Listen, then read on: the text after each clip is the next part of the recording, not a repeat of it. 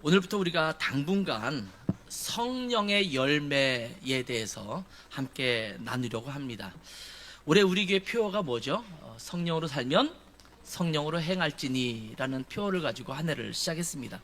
제가 아마 연초에 성령의 열매에 대해서 함께 나눌 거다라는 말씀을 드린 적이 있어요. 기억나실지 모르겠지만 오늘부터 시작해서 우리가 하반기를 시작하는 기간에 성령의 열매에 대해서 함께 살펴보려고 합니다.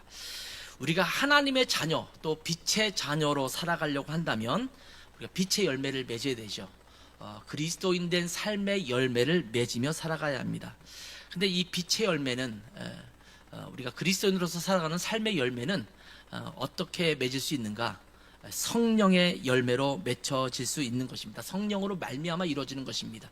열매에 대한 성경 구절이 여러 군데가 있어요. 그리고 나는 포도나무요 너희는 가지니 내가 나에게 붙어 있으면 이 사람은 열매를 과실을 많이 맺는다. 이런 말씀도 하고 있지 않습니까? 또 시편 1편에서 보면 시냇가에 심은 나무를 얘기하면서 시절을 쫓아 과실을 맺는다. 뭐 이런 표현도 나오고 있지 않습니까? 우리가 그리스도인으로서 살아가면서 뭔가 나타나는 열매들이 있어야 됩니다. 열매, 결실이라는 말 쓰잖아요. 우리가 그리스도인으로 살아가는 삶의 결과물이라는 것을 알 수가 있습니다. 이 열매는 어떻게 맺느냐? 제가 다시 한번 말씀드렸죠. 따라서 합시다. 성령으로 말미암아 맺는 열매. 이 열매는 성령께서 우리에게 주시는 열매예요. 우리가 애쓰고 노력해서 맺는 열매가 아니라는 것입니다.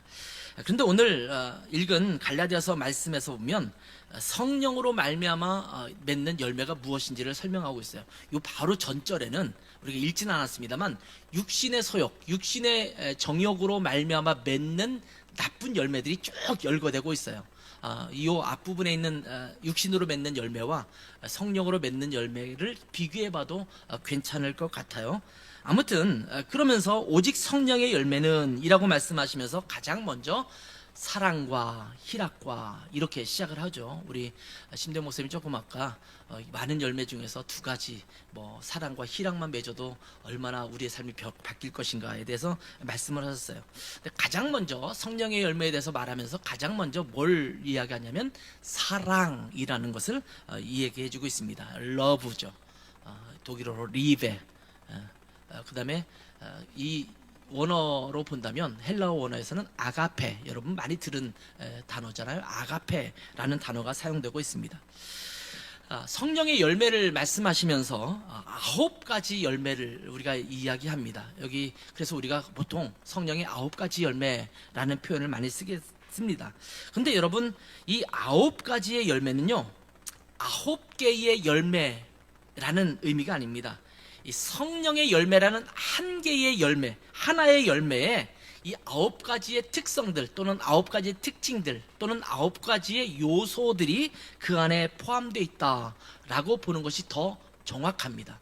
그러니까 사랑이라는 열매, 희락이라는 열매, 오래 참음이라는 열매, 온유라는 열매 이렇게 각각의 열매를 맺는 것이 아니라 성령의 열매를 맺으면 그 열매에 이 9가지의 특성이 들어가 있다라고 여러분이 보셔야 된다는 겁니다. 왜냐하면 원어에서도 그렇기도 한데 오늘 본문에 보면 성령의 열매는 이라고 말했어요. 성령의 열매들은 복수를 쓰지 않습니다. 영어도 보면 the fruit of spirit, fruit라는 말 쓰지 않았어요. 복수, 열매들이란 말 쓰지 않고 fruit 이란 말 썼어요. 그러니까 단수를 쓰고 있단 말이죠.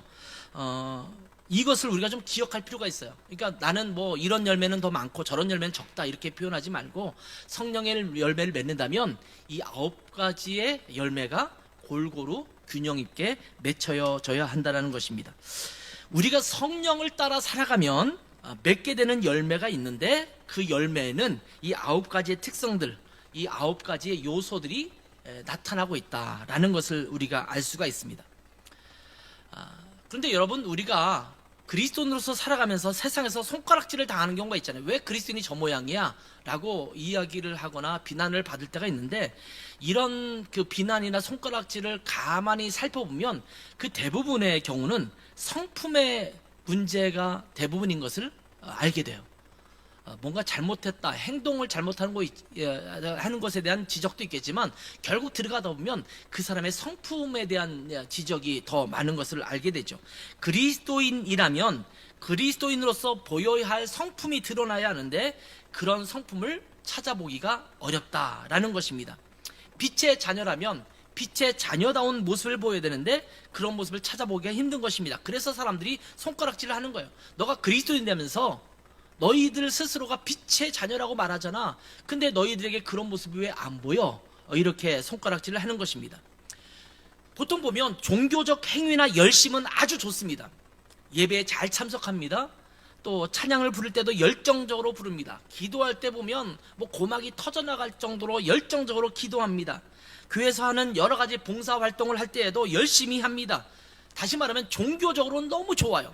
우리나라의 문제 중에 하나가 있다면 종교적인 열심은 굉장히 드센데 나머지 이면에 일상적인 삶 속에서 신앙적인 요소가 삶에서 드러나는 부분은 굉장히 약화되어 있다는 것이 심각한 문제거든요.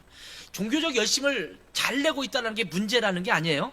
이 열심을 갖고 있다면 삶에서도 그러한 모습이 드러나야 돼요. 비례적으로 드러나야 되는데 이거는 엄청난 것 같은데 실제로 삶 속에서는 그런 것이 드러나지 않는 거예요. 열심히 기도하고 찬양하고 목이 터져라 막 외치면서 하나님 앞에 그렇게 기도하고 나가서 주차장에서 서로 싸우잖아요. 내 자리인데 왜 이러냐 이러면서 이기적인 것을 가지고 서로 대판 싸워요. 좀 큰 교회들 회의할 때 보면 은혜롭게 예배드리고 막 콧물 흘리면서 기도하고 그러다가 또 회의 시작하면 서로 삿대질하면서 조금도 양보하지 않는 그런 모습을 그대로 보이고 있잖아요. 집에 가면 자녀들에게 얼굴을 붉히고 또 남편에게 아내에게 그런 모습을 보이는 경우가 얼마나 많습니까? 우리는 종교적으로는 굉장히 열심으로 하나님 앞에 나아가는 것처럼 보이지만 우리의 삶 속에서는 전혀 그러한 모습이 드러나지 않고 있는 것이 심각한 문제라는 것입니다. 학교에서나 직장에서나 가정에서 살아가는 모습을 보면 그 성품이 아름답지 못한 경우가 참 많습니다. 어떤 경우에는 아름답지 못하다라는 우아한 표현으로는 말하기 힘든 아주 바닥인 경우도 너무나 많습니다. 그러나 그리스도를 따르는 자들이라면 그리스도인에게서 그리스도의 모습을 볼 수 있어야 되잖아요. 우리 안에서 예수님의 모습을 볼 수 있어야 되잖아요. 근데 그런 모습이 전혀 드러나지 않고 있다라는 거예요.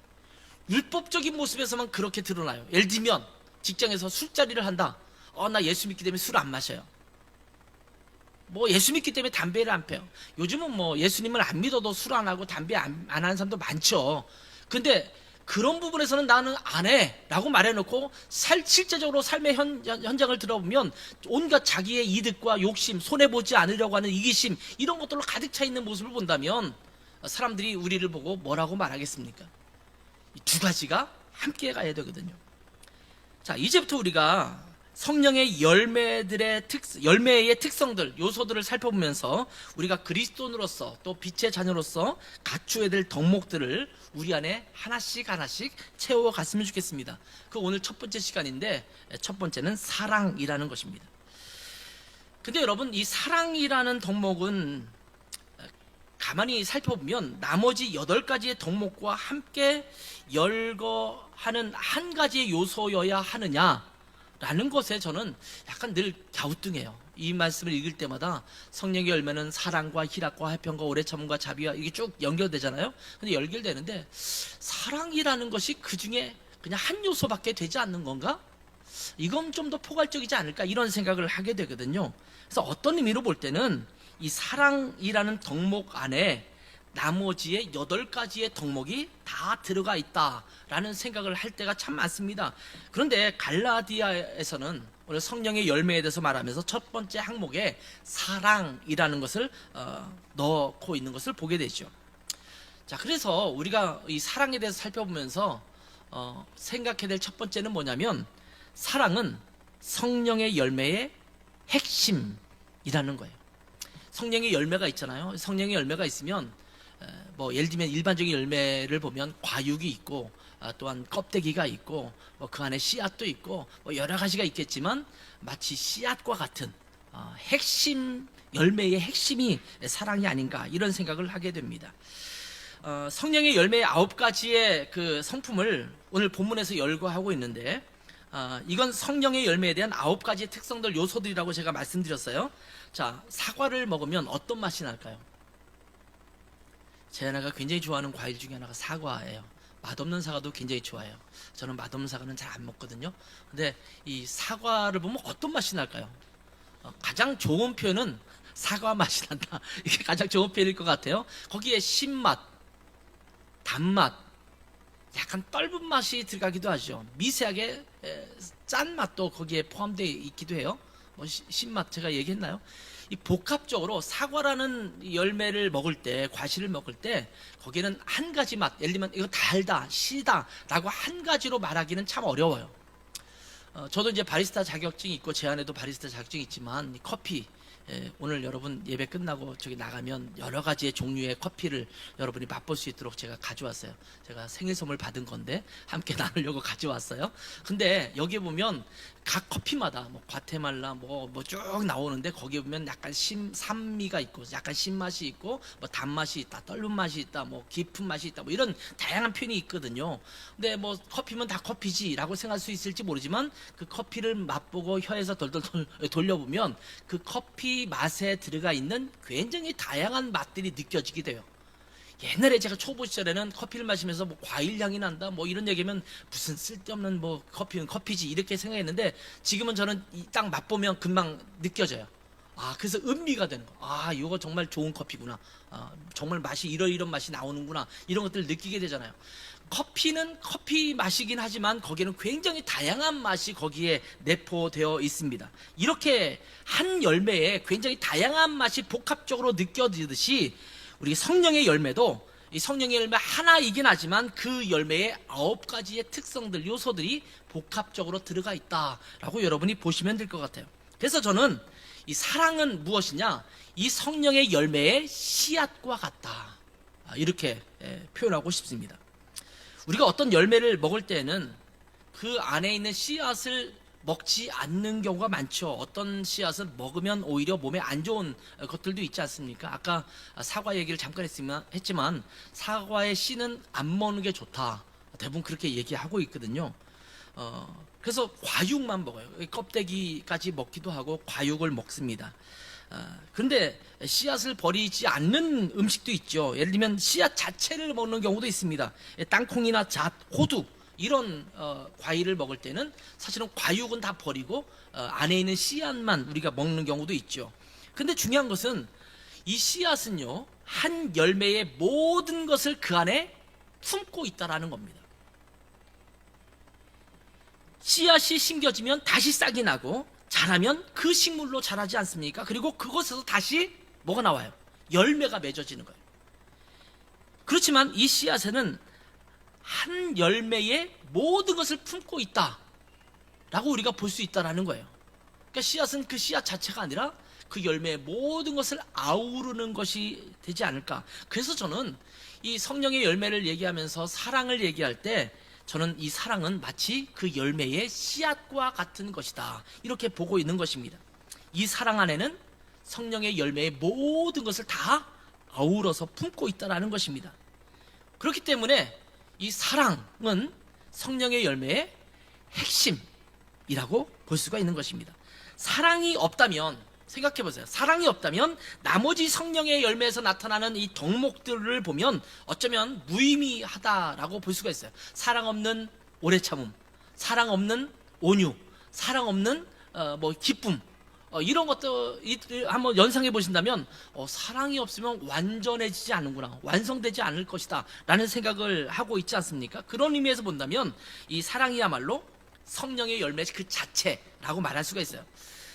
그 전에 한번 제가 우리 성령의 열매 시리즈 그림을 넣은 게 있었잖아요. 그 페이지 다시 한번 보여주겠어요? 제가 AI를 통해서 만든 겁니다. 제가 여러 가지 요청을 해서 몇 가지 거쳤어요. 그러면서 여러분 보세요. 이 나무인데 나무가 무슨 모양이세요? 하트 모양이에요. 하트 모양. 제가 AI한테 요구한 거예요. 나무를 만드는데 전체를 아우르는 것이 사랑이었으면 좋겠어.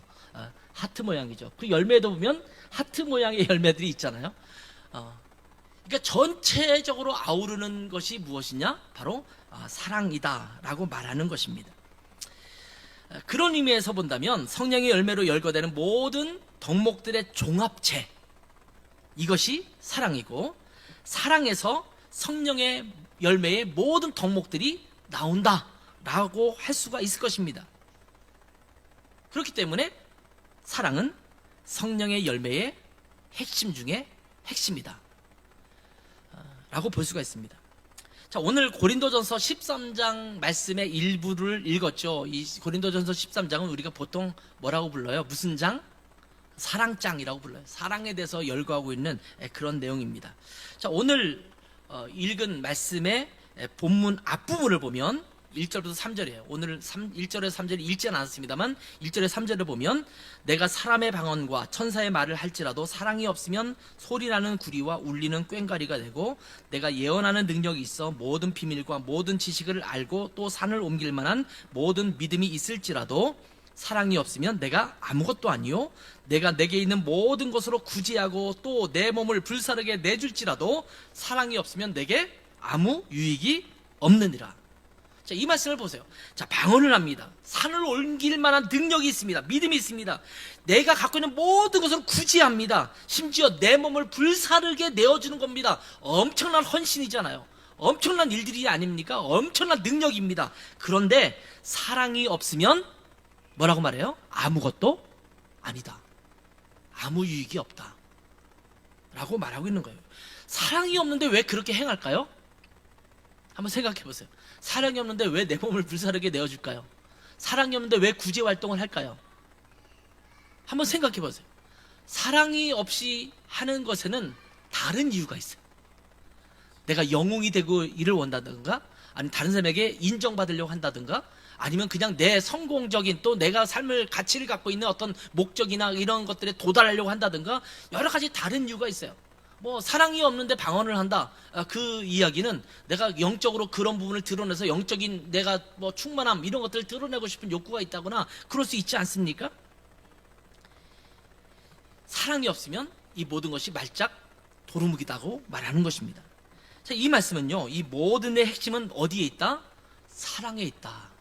이 고린도 교회를 성도를 향해서 이야기하면서 너희가 예언에 대한 것, 또 은사에 대한 것, 또 너희 교회 안에 분쟁에 있는 것, 여러 가지 것들이 있지만 그 모든 것들을 온전하게 하는 것은 사랑이다 라고 말하면서 고린도전서 13장을 얘기하고 있거든요. 사랑으로 해야 믿음도 의미가 있고 신앙적 행위도 의미가 있다라는 말씀입니다. 사랑이 없는 봉사, 사랑이 없는 예배, 사랑이 없는 은사 사용은 전혀 의미가 없다라는 겁니다. 이 모든 것의 핵심은 어디에 있다? 사랑에 있다라는. 사랑이 없으면 의무적인 활동밖에 되지 않거든요. 이제 우리가 앞으로 쭉 성령의 열매에 나타나는 덕목들을 살펴보게 될 텐데, 그 모든 것들은 사랑과 더불어 나타나야 되고 사랑으로 인하여 나타나야 하는 것입니다. 사랑은 핵심 중에 핵심입니다. 그런가 하면 이 사랑은요, 모든 그리스도인의 표지라고 할 수가 있습니다.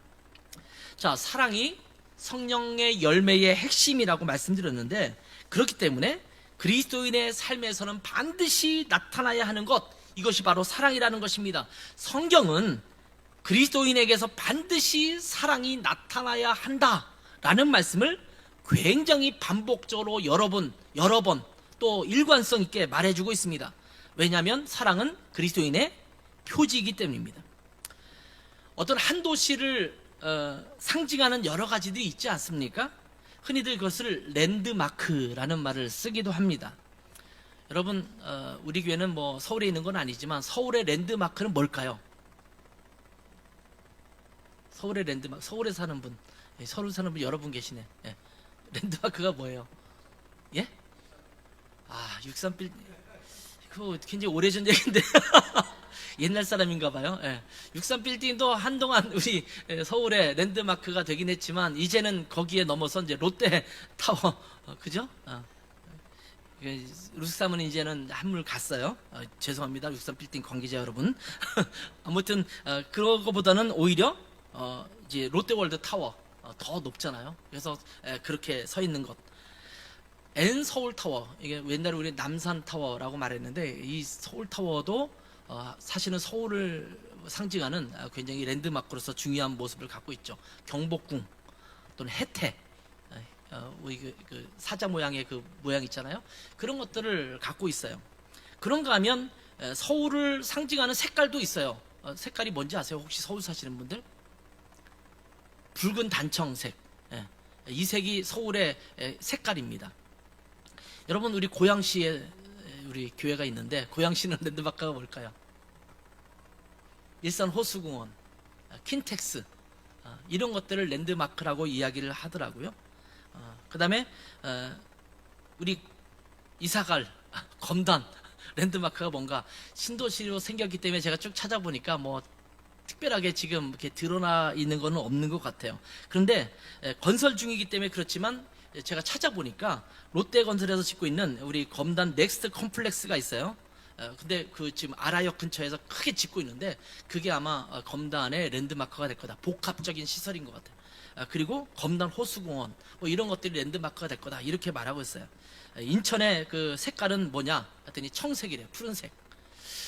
제가 왜 한국은 이게 유달리 드러나지는 않아요. 근데 제가 독일 드레스덴에 살다 보니까 이것이 아주 전체적으로, 시 전체적으로 굉장히 깊게 드러나고 있어요. 예를 들면 그 체코의 프라 같은 데 가면 전철이나 뭐 이런 것들이 전부 붉은색으로 많이 칠해졌거든요. 그런 것들이 느낌적으로 갖고 있어요. 근데 우리 독일 드레스덴은 노란색과 검은색이에요. 그 트람이나 이런 걸 보면 전부 노란색으로 돼 있고, 거기에 검은색이 함께 들어가 있어요. 깃발도 그런 깃발을 갖고 있어요. 그런가 하면 상징이 뭐겠나라고 찾아보면 이제 이 군주들의 행렬이라고 이 벽화가 있는데, 굉장히 벽화가 크죠. 그런 벽화들, 아니면 찌빙거 궁전, 뭐 젠퍼 오퍼라는 오페라 하우스, 뭐 이런 것들이 쓰고 있어요. 그런가 하면 보통 드레센을 등장하는 그림 중에 하나가, 이제 그림을 보면 시스타나의 성모라는 라파엘로가 그린 그림이에요. 혹시 여러분 보신 적 있어요? 어디선가 본 듯한 그림이죠. 뭐가 제일, 이 그림 중에서 이 성모 마리아가 예수님을 안고 있는 그림인데, 밑에 천사 두 명이 이게 쳐다보고 있잖아요. 그래서 밑에 있는 저 옆에 확대해서 놨는데, 이것이 보통 드레스를 상징하는 그림처럼 많이 쓰여요. 그래서 랜드마크 그러면 드레센 그러면 저 그림 나오면 드레센이라고 생각할 정도로, 왜냐면 그 박물관 미술관에 이 그림이 대표적인 작품 중에 하나거든요. 굉장히 많은 작품들이 있지만 이게 대표적인 작품이에요. 왜 이 이야기를 길게 하냐면, 어떤 도시나 어떤 사람이나 뭐 이런 것들 볼 때 그들의 캐릭터, 또 그들의 랜드마크, 그들을 상징하는 것, 표지처럼 보여지는 것, 이런 것들이 등장하고 있음을 알 수 있죠.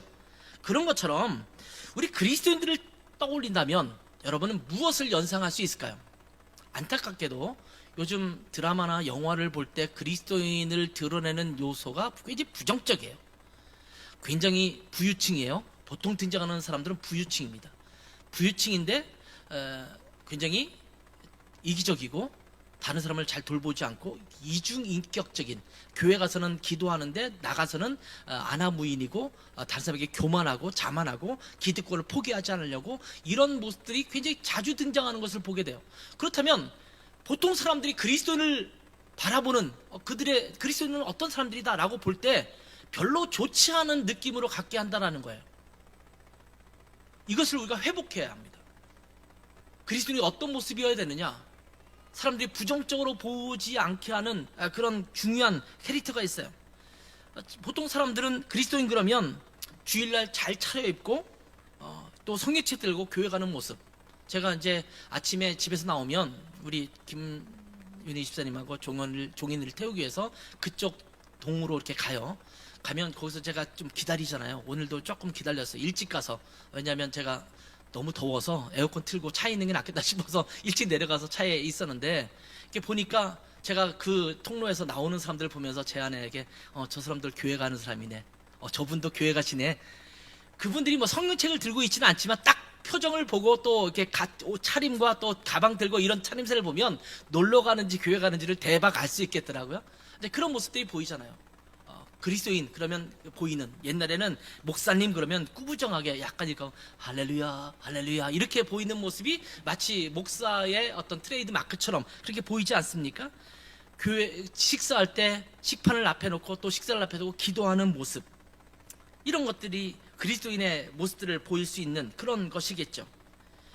또 그리스도인들이 특정적으로 사용하는 어떤 단어들, 뭐 은혜롭네요, 복되세요, 뭐 이런 말을 쓸 때 그리스도인의 모습을 보이게 하는, 연상케 하는 그런 모습이기도 합니다. 믿습니다, 할렐루야, 뭐 너무 은혜롭네요, 이런 말을 사용하는 것은 이제 그리스도인의 모습이라고 볼 수 있지 않습니까? 그런데 정말 그리스도인이 세상을 향해서 보여줄 수 있는 그리스도인의 캐릭터가 뭐냐, 표지가 뭐냐, 주님께서는 한 가지를 말씀하셨어요. 뭐라고 말씀하셨을까요? 요한복음 13장 34절 35절을 한번 같이 읽겠습니다. 시작. 새 계명을 너에게 주노니 서로 사랑하라. 내가 너희를 사랑한 것 같이 너희도 서로 사랑하라. 너희가 서로 사랑하면 이로써 모든 사람이 너희가 내 제자인 줄 알리라. 주님께서 뭐라고 말씀하셨냐면, 성경책 들고 있는 모습, 식사를 앞에 놓고 기도하는 모습, 열정적으로 막 기도하는 모습, 뭐 어떤 특정 단어를 사용해서 대화하는 모습, 이게 아니라 너희가 서로 사랑할 때, 사랑을 보일 때 사람들이 너희를 내 제자인 줄, 그리스도인인 줄 알게 될 거다. 너희가 세상에 보여야 할 그리스도인의 캐릭터, 그리스도인의 표지가 뭐냐? 사랑하는 모습이어야 한다는 거예요. 그분들이 자기를 희생하고 사랑하는 마음으로 다른 사람을 돌보고 옆에 있는 사람들 돌볼 때, 저 사람 그리스도인인가 보네? 라고 느낄 수 있어야 된다는 거예요. 서로 사랑해야 다른 사람들이 우리가 그리스도의 제자인 줄을 알게 될 거다라고 말씀하셨어요. 똑같은 요한이 쓴 성경이죠. 요한일서 4장 7절과 8절 말씀을 보세요. 사랑하는 자들아, 우리가 서로 사랑하자. 사랑은 하나님께 속한 것이니 사랑하는 자마다 하나님으로부터 나서 하나님을 알고, 사랑하지 아니하는 자는 하나님을 알지 못하나니 이는 하나님은 사랑이심이라. 그리스도인인데 하나님께 난 자라고 말하면서 사랑하지 않는다면 그는 그리스도인의 모습을 보이는 것이 아니다 라고 말씀하고 있어요. 우리가 그리스도인이라고 한다면 당연히 사랑하는 자의 삶을 살아야 한다는 것입니다. 이 안에 사랑이 있어야 된다는 말씀입니다. 여러분 안에 사랑이 있으십니까? 제가 우리 교회 성도들을 보면 사랑이 충만한 것 같아요. 아멘? 아니, 이거는 그냥 하는 말이 아니라 사랑이 다 풍성하다, 너무 좋다, 이런 마음을 갖게 돼요. 우리가 살아가면서 진지하게 이 질문에 답할 수 있어야 돼요. 근데 더불어 우리 그냥 이렇게 식구처럼 지내는 우리 교회 성도들 뿐만 아니라 다른 사람을 향해서도, 직장 가서 직장 상사를 대할 때, 직장 동료를 대할 때, 또 부하 직원을 대할 때, 또 뭐 일을 하면서 만나는 고객들, 이런 사람을 대할 때, 내 자녀를 대하고 내 배우자를 대할 때 내 안에 이 사랑의 성품이 드러나고 있는가를 살펴볼 필요가 있습니다. 요즘은 한국의 양대 진영으로 많이 첨예하게 나뉘어 싸우고 있지 않습니까? 그리스도인들도 양대 진영으로 나눠 싸워요. 극보수가 있고 극좌가 있어요. 극우와 극자가 아주 현격하게 나뉘어 있어요. 어떤 사람은 뭐 그 좌측 성향, 우측 성향을 갖고 있는 사람도 있지만, 근데 제일 이해가 안 되는 것 중에 하나가 이 정치적 성향이 그리스도의 진리와 그리스도 안의 공동체보다 더 중요하구나. 제가 느낄 때 그런 게 너무 많아요. 물론 절대적으로 옳고 그른 것이 존재할 수도 있잖아요. 근데 극좌 극우를 보면 그게 아닌 것 같아요. 내가 이 편에 서 있기 때문에 조금만 뭐 해도 그건 아니다라고 판단하고 손가락질하고 정죄하는 경우가 너무 많거든요. 뭐 세상 사람들 그렇다 치십시다. 근데 교회 안에도 그래요. 심지어 지금은 조금 많이 누그러들었잖아요. 한동안 심각했을 때는 교회가 갈라졌어요. 몇 개 교회, 제가 아는 인근에 제가 잘 교제하고 있는 교회들도 몇 개 교회가 갈라졌어요. 부산에서도 하나가 갈라지고 이렇게 갈라진 데가 있어요. 다른 이유가 아닙니다. 다 하나님을 섬기고 예수님을 사랑하고 주님 안에 있는데 정치적 성향 때문에 나뉘어지는 거예요. 원수도 사랑하라고 했는데 그건 원수 측에도 안 되나 봐요. 원수보다 더 악한 사람들인 것 같아요. 목사하고 장로고 집사하고 그럼에도 불구하고 신앙이 좋은데도 불구하고 양쪽으로 나눠서 상대방을 감싸주고 이해하려고 애쓰는 것보다는 손가락질하고 담을 쌓고 또한 갈등하고 그런 경우를 너무나 많이 보았습니다. 가만히 지켜보면 문제를 해결하기 위한 논의를 하기보다는 일방적인 다툼이라는 느낌을 갖게 되는 경우도 너무나 많거든요. 심지어 예수님을 믿는 그리스도인들조차도 이런 모습에 동참하고 있는, 오히려 더 심하다고 느껴지는 그런 경우도 많이 보게 됩니다. 혹시 공의와 정의를 외치면서 정죄하기에 급급하지 않은지 우리 자신을 살펴볼 필요가 있습니다. 여러분, 우리는 사랑해야 합니다. 성경은 원수도 사랑하라고 그러잖아요. 그러면 용서하고 용납하고 품어주는 이 사랑에 포함되어 있는 이런 것들을 함께 나눌 수 있어야 합니다. 조금 부족한 부분이 있어도 받아들일 줄 알아야 합니다. 우리 모두는 완벽한 자들이 아닙니다. 노력하고 애쓰는데도 안 되는 부분이 있잖아요. 부족하지만 서로를 품어주는 사랑이 필요한 것입니다. 사랑이라는 단어를 사용할 때 오늘 우리가 읽는 모든 성경 구절에서 이 단어는 아가페라는 단어가 사용되어 있습니다. 이 아가페라는 단어는 여러분 많이 들어보셨을 거예요. 어떤 의미라고요? 이 아가페는요, 무조건적인 사랑입니다. 이 무조건적인 사랑이라는 것은 상대방이 사랑받을 만한 어떤 행동을 하기 때문에, 자격을 갖추었기 때문에 사랑하는 것이 아니라 그냥 그 존재를 사랑하는 거예요. 그게 사랑이에요. 내 필요에 의해서 사랑하는 것이 아니라는 것입니다. 인간의 사랑에서는 이 아가페의 사랑을 표현하기에 부족합니다. 그나마 가장 가까운 사랑을 찾는다면 부모님이 자기 자식을 사랑하는 사랑이 아마 가장 가깝지 않을까라는 생각이 들어요. 자녀가 뭐 잘못해도 속상하게 해도 결국은 그 자녀를 향한 사랑을 끊지 않는 것이 일반적이지 않습니까?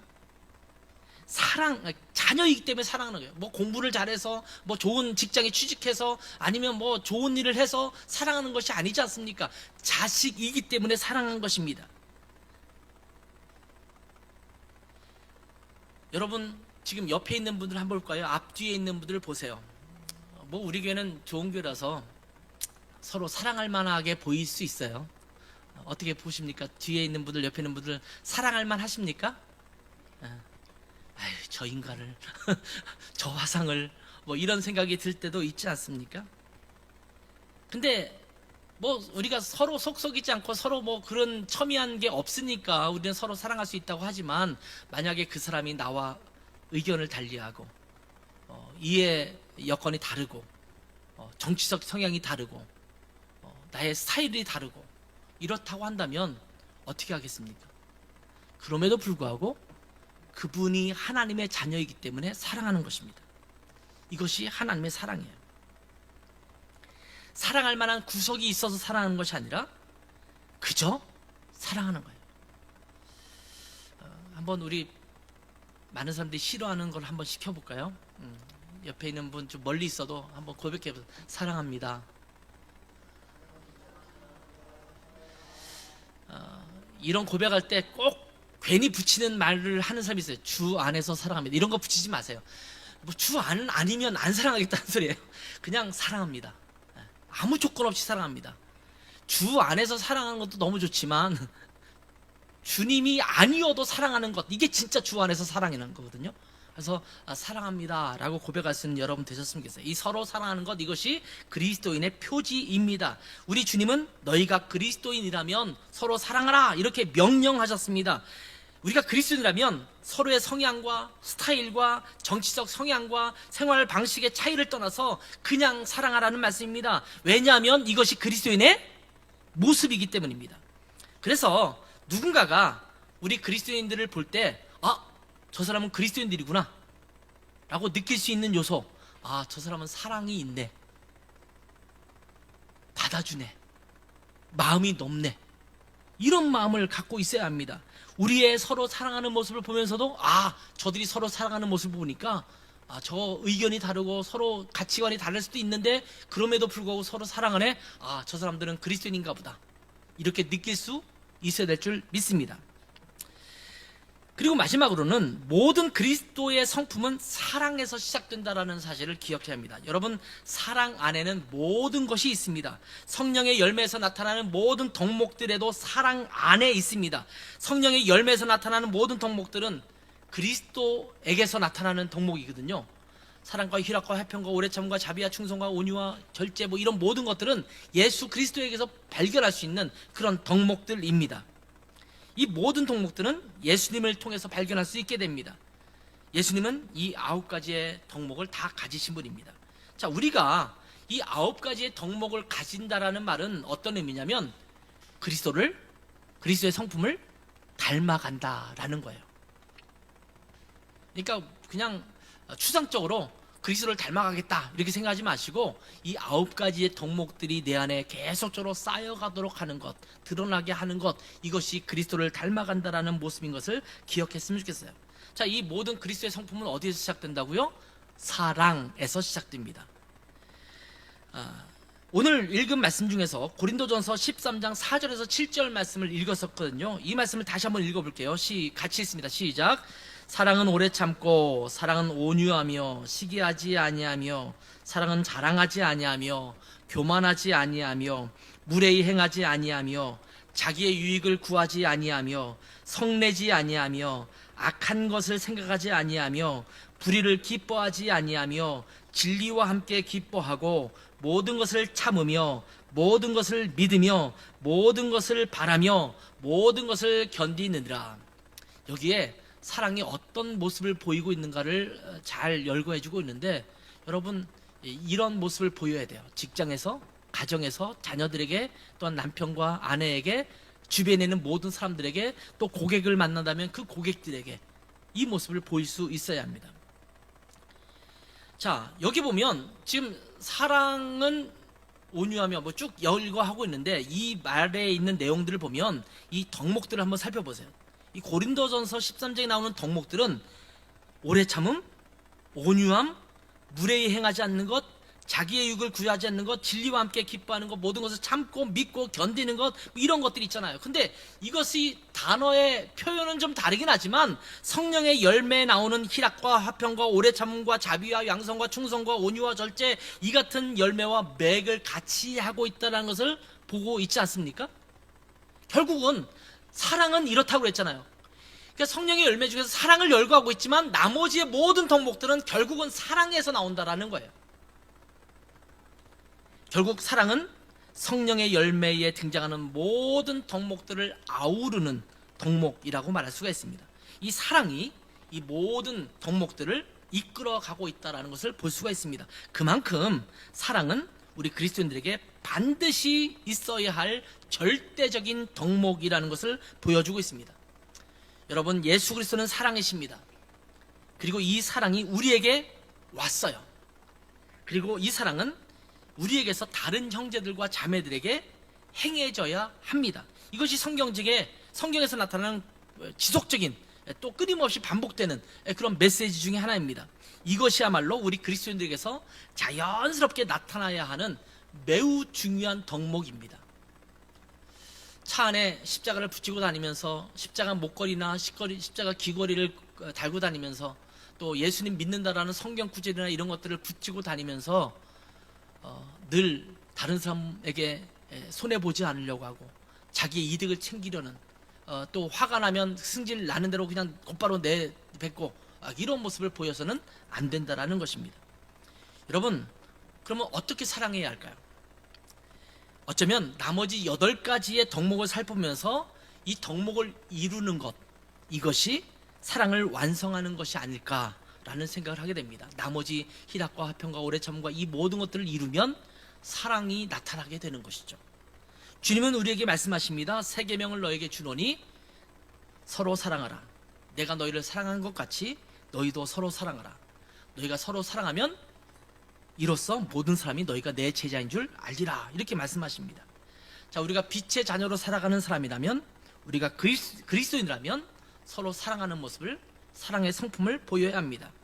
이것이 우리 그리스도인이 보여야 할, 우리 교회가 세상에 보여야 할 삶의 모습입니다. 교회들이 맨날 싸우고 서로 갈라서서 갈등하고 그런 것이 법적인 모습으로 나가고 이런 것들을 보면 얼마나 마음이 아픈지 몰라요. 답답해요. 우리가 그런 모습을 세상에 보여서는 안 되는데 우리 안에 서로 그것을 품고 해결할 수 있는 능력이 없어서 자꾸 세상 법정으로 가져가는 것 아니에요. 사랑이 없어서 그런 것 아니겠습니까? 우리 안에 사랑이 넘쳐났으면 좋겠어요. 그리고 이러한 사랑을 행할 수 있는 능력은 어디서 나오느냐? 여러분, 이제 9가지의 모든 내용들을 얘기하면서 반복적으로 얘기할 것 중에 하나가 뭐냐면 이것이 어떻게 나타날 수 있는가? 제가 오늘 주보 칼럼에도 썼어요.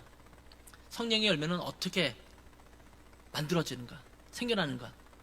우리의 애씀으로 나타나지 않습니다. 우리가 애쓰고 노력해서 내가 사랑을 행해야지, 사랑의 마음을 가져야지 이렇게 애쓴다고 되면 얼마나 좋겠어요. 되지 않아요. 애쓰고 노력하는데 성령의 9가지 열매가 안 나타난단 말이에요. 그러면 어떻게 해야 되느냐? 성령의 열매잖아요. 근거가 뭐냐? 성령이에요. 성령 안에 있으면 저절로 나타나는 거예요.